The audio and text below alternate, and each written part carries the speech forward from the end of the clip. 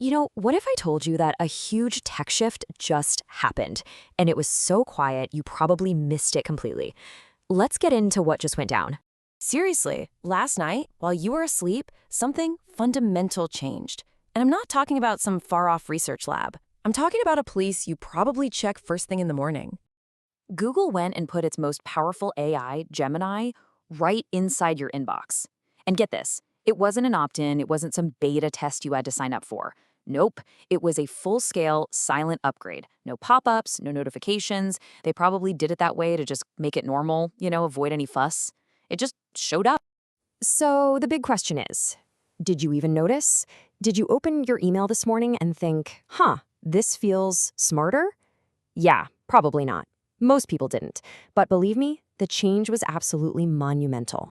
And the scale here is just mind-boggling. We're talking 3 billion inboxes. Updated. Overnight. So yeah, AI isn't this future thing anymore. It's right here, right now, sitting in your inbox. And trust me, this is just the warm-up act. Okay, so this whole thing goes way beyond just making your inbox tidier. It's moving into something much, much more personal. Your health. And we're not just talking about convenience here. For some people, this is literally life-changing stuff. Take this story from Fiji Simo. She's an exec over at OpenAI. Her doctor prescribed her a pretty standard antibiotic, but, just to be on the safe side, she decided to ask ChatGPT to cross-reference it with her medical history. And what it found? Wow, it was critical. It flagged a super dangerous reaction that the doctors had completely missed. And this really hits on a problem we all face, right? Our doctors are swamped, they've got maybe a few minutes with us, our medical records are scattered all over the place. Nobody has the full picture. But an AI health assistant, it can have that entire picture, and it's on call for you 24/7. Well, this is actually becoming a real thing now with something called ChatGPT Health. Think of it like a secure private vault in ChatGPT where you can plug in your actual medical records. And once it's in there, it can give you personalized answers, like what's your lab results actually mean, or how to get ready for your next doctor's visit. So on one hand, you've got AI literally saving lives in healthcare. And on the other, let's bring it back to what just landed in your inbox.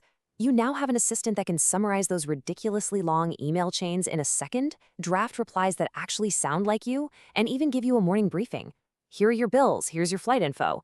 It's this incredibly powerful personalized help, and it's just on by default.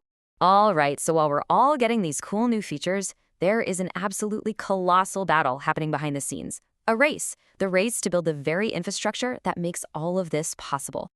And you know what? This race between the giants is the exact reason why these tools are suddenly getting so cheap, or even totally free, and popping up in everything we use every day. NVIDIA just fired a massive warning shot with their new Rubin chips, and the impact is just huge. They're making AI 10 times cheaper to run and 5 times more powerful. What that really means is that developers can now build even crazier, more amazing apps, and they can do it faster and for way less money. But there's another player making a completely different kind of move. See, Elon Musk isn't just focused on building better chips. Oh no, he's building an entire self-contained ecosystem designed to just dominate the whole race. And he's got the cash to do it. His company, xAI, just raised a staggering $20 billion. That is one of the biggest funding rounds in the history of AI, and its whole purpose is to crush the competition. And what's he doing with all that money? He's building an insane amount of computing power. We're talking about AI supercomputers that will run on over 1 million of NVIDIA's best H100 GPUs. That is more raw firepower than any other AI company on the entire planet, period. So, what's the grand plan here? It's what's called the xAI ecosystem. He's pulling together real-time data from X, Twitter, real-world physical data from the entire fleet of Teslas, and all that massive computing power we just talked about. And it all feeds into his AI models, like Grock.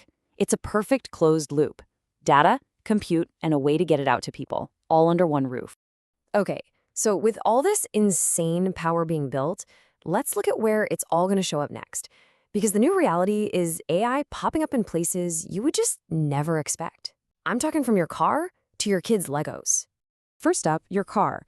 It's not just seeing the road with cameras anymore.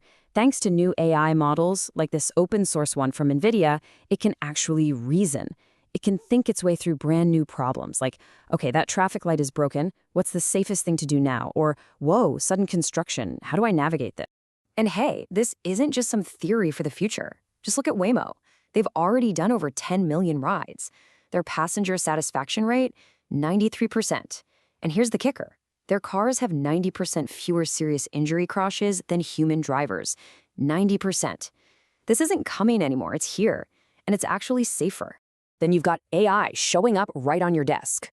Razer has this thing called Project Ava. It's a tiny little holographic AI that sits on your monitor, watches you game, and gives you real-time tips and coaching. It's basically like having a professional gamer sitting right next to you, looking over your shoulder. And then, in what might be the most wild update of all, your Legos now have a brain. Seriously. The new Lego Smart Brick has a custom-designed computer chip packed inside a single tiny stud. Just to put this into perspective for you, this is the biggest thing to happen to Lego since they invented the little minifigure guy way back in 1978. We're talking about building an X-Wing and the engines can actually light up and make noise. This is a gigantic leap forward for them. So, okay, we've got these incredible new tools popping up everywhere, and we have this titanic battle for the infrastructure behind it all. But what's the one thing that's actually going to decide who wins this race? With all of this raw computing power and all of this data flying around, what's the thing that's going to separate the winners from the losers? Because it's not just about having the biggest, baddest engine.